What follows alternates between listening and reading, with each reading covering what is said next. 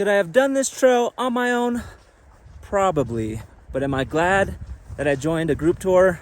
1000%. Hey guys, Tyler here. Welcome back to my channel for another hiking video.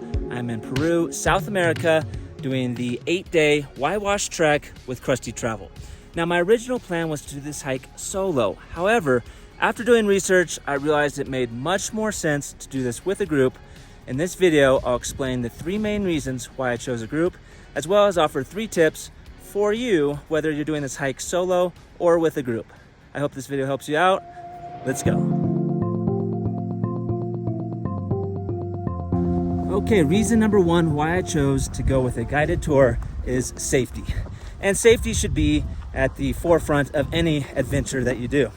Now, prior to this, I had 2 friends that were gonna come with me, but when it ended up just being me, solo, it got me a little bit nervous. Now, I have a Garmin InReach, I have offline maps, but when you're not familiar with the lay of the land and the territory, it got me pretty anxious, and it's not something I wanted to do by myself.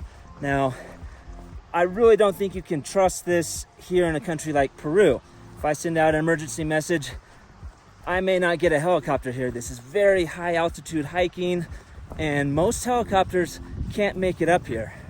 Moreover, the group tour I'm with has an extra horse just in case someone hurts their ankle, maybe has altitude sickness. So that was comforting, because a lot of the solo hikes that I have done have been around towns, and each day you're walking into a town or a market, eating at restaurants, but not here on the Huayhuash. This is very remote, and you could be miles and miles away from any help. Now, some days there's 4 or 5 groups on the section of trail that you're doing. Other days, you may see 1 or 2 people or none at all. I'm here in June during the high season. Dry season runs from May to September, and this is the optimal time to be hiking here. And I still haven't seen that many people on some of the days of our hikes. Reason number 2, value. When I got here to Peru, I started adding everything up. The transport cost to get there, the food I was gonna have to carry, which was gonna be a lot of weight, and also all of the fees I'd have to pay for camping. And when you start adding all that up, it's not much more to have a guided trek where you're with other like-minded hikers, and it's a lot more fun. And that brings me to my last reason. Reason number 3 why I chose a group tour was the culture. If I'm hiking this 70, 80 mile trek by myself, it would be pretty lonely. Whereas every night I get to talk to Rosmel, our guide, I get to talk to our cook, Elvis, as well as the 9 people who are from around the world in my group. And it's a lot more entertaining. It makes the long days go by a little quicker. We've had fun playing games, sharing meals, and it's just a different experience. You can still do solo hikes, but for the Huayhuash, I highly recommend the group. Now, here are 3 tips, whether you're hiking solo or whether you're hiking with a group, and I think this will make you have a better experience.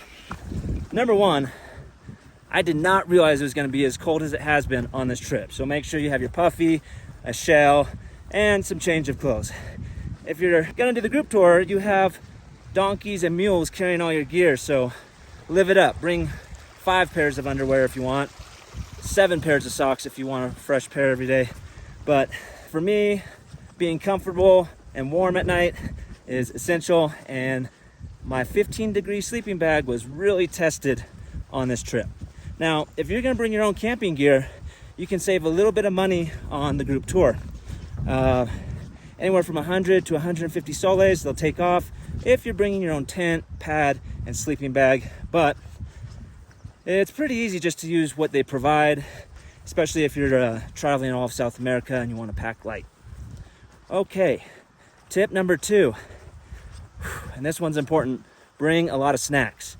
Each day they gave us a snack bag, and that had a piece of fruit and 2 little sweet candy cracker type treats. And for me, it's definitely not enough. I need nuts, I need beef sticks, and other kind of items to hold me over. So if you bring an extra bag of candy for each day, you can share with people and you'll make friends on the trip.